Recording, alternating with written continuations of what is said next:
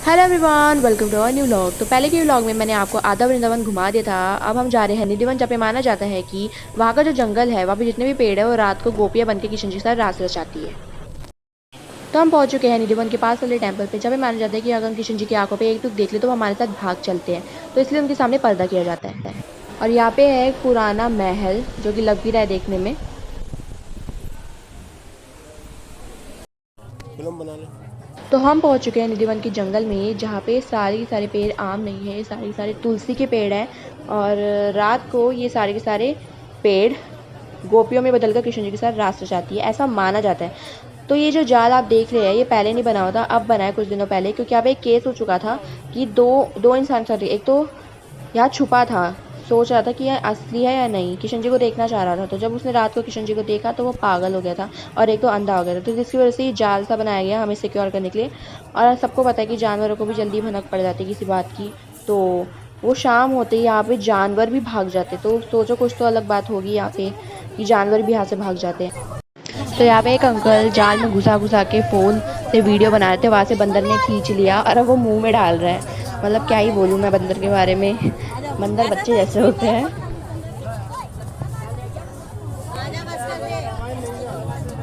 तो ये वही कमरा है कि रात को किशन जी के लिए पानी के गिलास, राधा जी के लिए जेवर रखे जाते हैं और सुबह कपाट खोलते हैं, सब बिखरा हुआ मिलता है। तो फाइनली हम निधिवन से निकल चुके हैं। मुझे बहुत ही ज़्यादा मज़ा आया वहाँ पे, मतलब असलियत देख के तो बहुत ही मज़ा आता है। तब हम जा रहे हैं वहाँ पे जहाँ पे किशन जी जन्मे थे। पे आज भी 5,000 पहले का जेल है जहाँ पे वो जन्मे थे।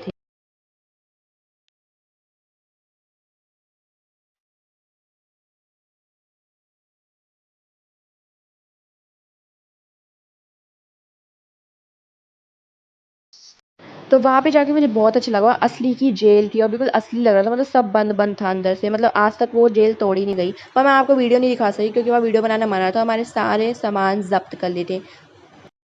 तो हम सारे मंदिर घूमने के बाद अब आया कुछ खाने। सुबह से हम सिर्फ पानी पिए जा रहे हैं, कुछ नहीं खा रहे। और मैं अपना पूरा बड़ा वाला किस्सा में से वो भी ट्रेजेडी हो गई वो मैं आपको बाद में बताऊंगी। पहले मैं कुछ खा लूँ क्योंकि अगर मैं कुछ खाऊंगी तो मुझसे बोला नहीं जाएगा। यहाँ पे अभी हमने फ़िलहाल एक थाली मंगवाई है क्योंकि किसी को ज़्यादा भूख लग नहीं रही है और मुझे बिल्कुल मैं हल्का सा चख लूँगी। और हमने 4 लस्सी मंगवाई है क्योंकि पानी की कमी हो गई है इसलिए। यहाँ पे कांशु को एनर्जी आ गई है, अभी बेचारा रो रहा था बहुत ज़्यादा गर्मी के उसमें।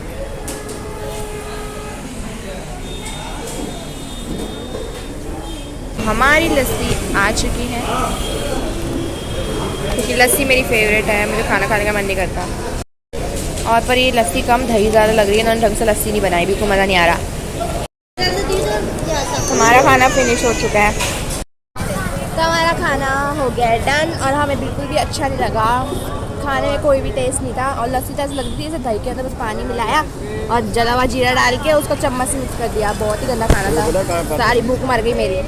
तो जो मैं आपको ट्रेजेडी बताने वाली जो मेरे साथ हो गई थी वो ये थी कि मैं अपना फ़ोन और चश्मा साथ में हाथ में लेके घूम रही। उन्होंने कहा था उतार लो नहीं तो बंदर छीन लेंगे। तो मैं चल रही तो निधिवन का मंदिर था जहाँ पे ये बात है कि जो जंगल है उसमें जो गोपियाँ होती है रात को वो गोपियाँ बन जाती है और सुबह वो पेड़ बन जाती है, वो भी तुलसी की। तो वहाँ पे निधिवन का मंदिर है। तो मैं बाहर निकली तो उस बंदर को पता नहीं कहाँ से मेरे हाथ में फ़ोन और चश्मा दिख गया और मेरे पीछे पड़ गया। मैं तमन्ना के पीछे छुपी और तमन्ना पापा के पीछे छुप गई। फिर जल्दी से हमने पर्स के अंदर सब कुछ डाला और वहाँ से निकल गए। तो कुछ कहना चाहेगी?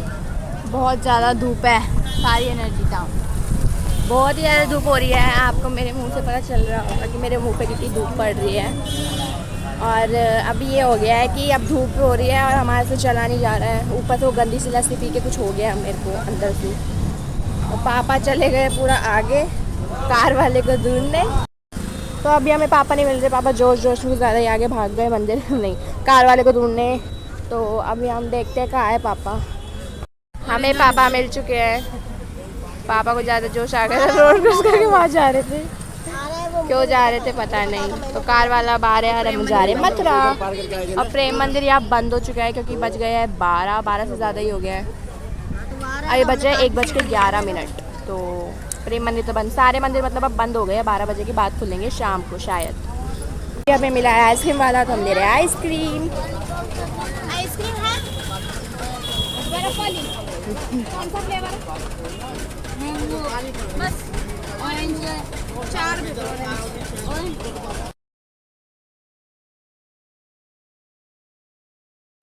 तो यहाँ पे हमारी आइसक्रीम आ चुकी है और हमारा कार ड्राइवर भी आ चुका है, मतलब ड्राइवर आ चुका है, हमारी कार आ चुकी है।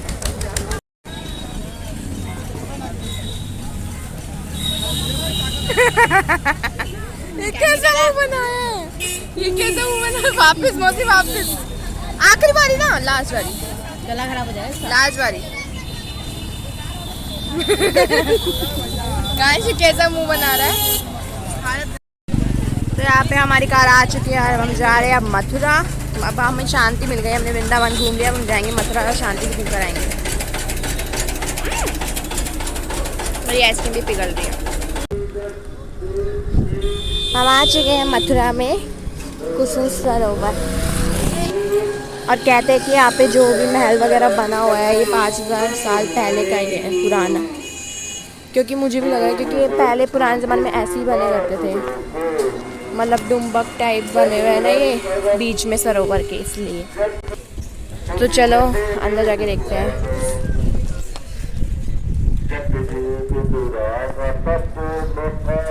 तो ये रहा हमारा कुसुम सरोवर। इन्होंने लिखा है कि ये बहुत ही ज़्यादा गहरा है और उसके अंदर शिलाएँ भी है, तो सावधान रहे। इसके बीच में जाके मौसी, इसके बीच में जाके फ़ोटो खींचेंगे।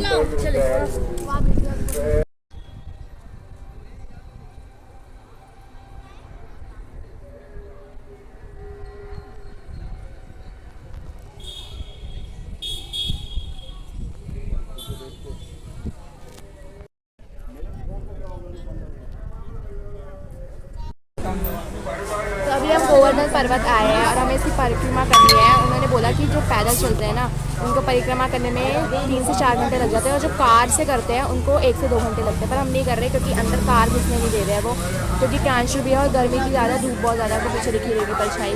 तो हम परिक्रमा नहीं कर रहे, हम बस सरोवर देख कर आ रहे हैं और गोवर्धन देख कर आएंगे।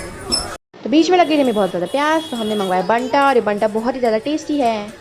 तो हम निकल चुके हैं अब गोवर्धन पर्वत के दर्शन के लिए और ज्ञानशी आप बहुत ही ज़्यादा मुश्किल से सोया है, अभी बहुत ज़्यादा रो था, मौसी भी थोड़ी थक चुकी है।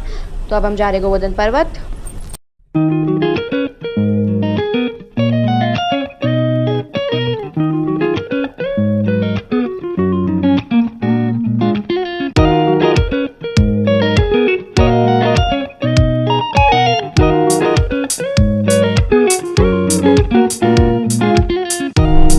तो यही है वो गोवर्धन पर्वत जहाँ पे किशन जी ने अपनी एक छोटी उंगली से गोवर्धन पर्वत को उठाया था पूरे गांव को बारिश से बचाने के लिए। पर अभी नहीं दिख रहा है क्योंकि शायद ये धंस चुका है, क्योंकि बहुत सारी ज़मीनें बढ़ गई। 5 साल पुरानी वाली, 5000 साल पुरानी वाली बात है। तो फिर तो अभी बहुत ही ज़्यादा काले बादल हो चुके हैं और हम पहुँच चुके हैं मानसी गंगा के पास जहाँ पे बोटिंग होती है। गोवर्धन के आसपास ही है ये भी। तो हम जा रहे हैं बोटिंग करने। गोवर्धन के पास बादल हो गए हैं और यहाँ बारिश होने की संभावना आ रही है। इसमें लगा दे। तो यहाँ पे 3 मंदिर और है गोवर्धन पर्वत के आसपास। तो ये कार वाले को अंदर घुसने नहीं दे रहे हैं, कि कार वालों को ही नहीं घुसने दे रहे हैं क्योंकि ताकि भीड़ ना हो जाए। तो हम ई रिक्शा में जाएंगे और वहाँ पे शायद झांकी टाइप कुछ लगा है। और वहाँ जहाँ हम शहर में थे तो वहाँ शहर के पास तो बादल नहीं थे, गोवर्धन पर्वत के पास बादल है। और उन्होंने गोवर्धन पर्वत तभी उठाया था तो पूरे गाँव को वो बारिश से बचा रहे थे। तो शायद आज बारिश है। तो अब हम जाएंगे ई रिक्शा में बैठने और जाएंगे हम 3 मंदिर। ई रिक्शा वाले को पता है, वो हमें घुमाएगा।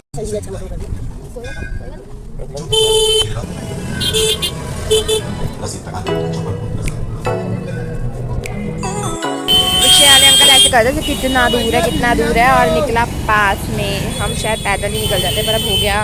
अब जाते हुए हम पैदल जाएंगे अपने कार के पास। और अभी हम जा रहे हैं नाव की राइड करने, क्योंकि यहाँ नाव भी चलती है और यहाँ पे हम स्नान भी कर सकते हैं। पर हम नहीं करेंगे क्योंकि हम अपने लिए कपड़े नहीं लाए। हमने सोचा वहाँ स्नान करने के लिए कोई जगह नहीं होगी, पर अब हमें पता चला कि यहाँ पे स्नान करने की भी जगह है, तो यहाँ कुछ नहीं हो सकता।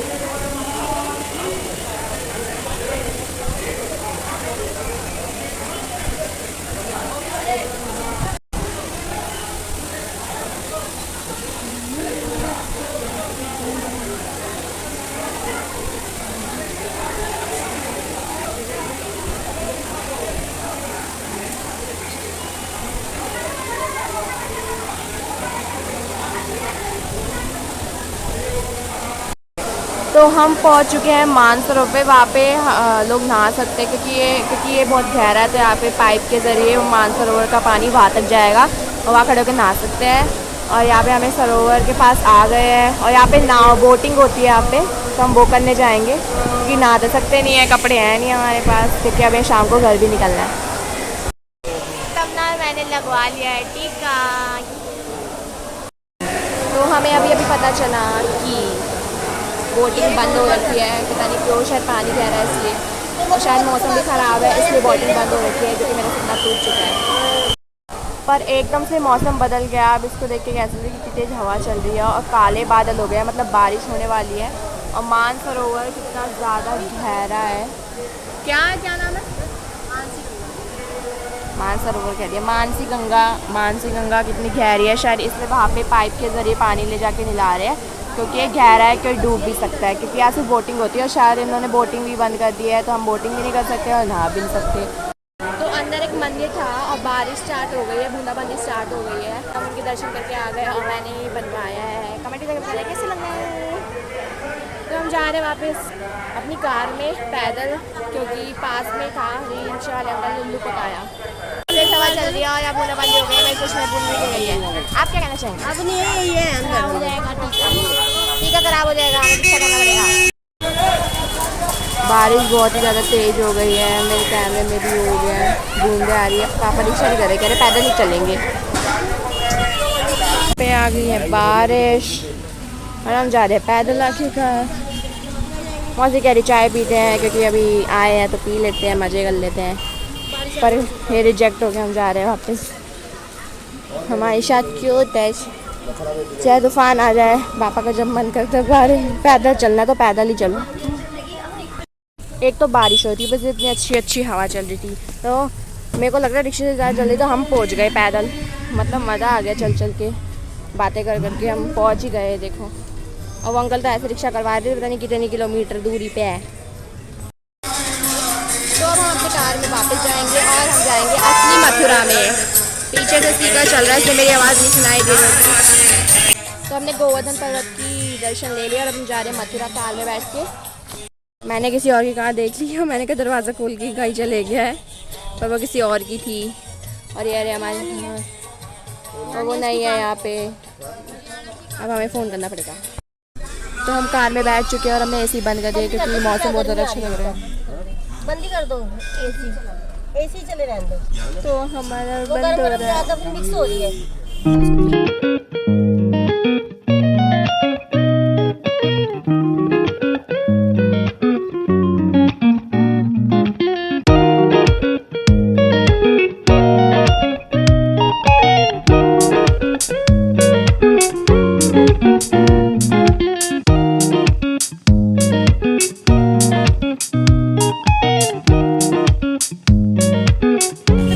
मेरी चपकी लगी है तब से ये रो ही रहा है और अभी कहीं खो चुका है। मौसी देखो कहीं खोया हुआ है। इतना दुख कब से आ गया जिंदगी में कि ये खोने लगा है। तो पहले मुझे सोने नहीं दे रहा, पूरे 15 आधे घंटे से रोए जा रहा हूँ। मैं झपकियाँ लेके मैच कर रहा था, मैं नींद में भी इसकी आवाज़ें सुन रही थी। मौसी को नींद, मुझे अभी भी नींद आ रही थी, अच्छा सो रही थी। और कान से आधे कब इसको मारूंगी जब। तो ये देखो बात नहीं कर रहे, गुस्सा नहीं सुन रहा है, गुस्सा आ गया हमसे। गुस्सा हो गया ना, गुच्छू हो गया ना, तो गुच्छू कब से रो रहा है, कब से रो रहा है। सोने नहीं देता दीदी को सोने नहीं देता, गुच्छू हो गया। क्या हो गया?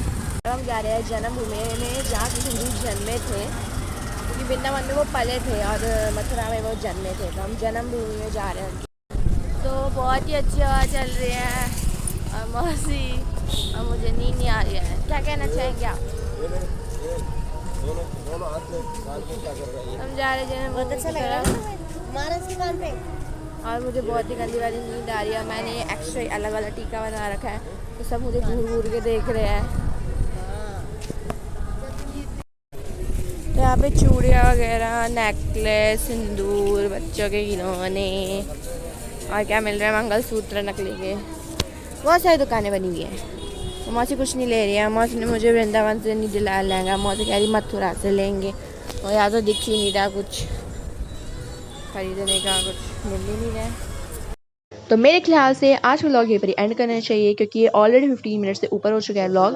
तो मिलते हैं अपने नेक्स्ट व्लॉग में, तब तक के लिए मेरे चैनल को सब्सक्राइब, लाइक, शेयर करना ना भूलें और बेल आइकन पर क्लिक जरूर करें ताकि मेरी सबसे पहले नोटिफिकेशन सीधा आपके पास पहुंचे। तो तब तक के लिए टाटा, सी यू सून।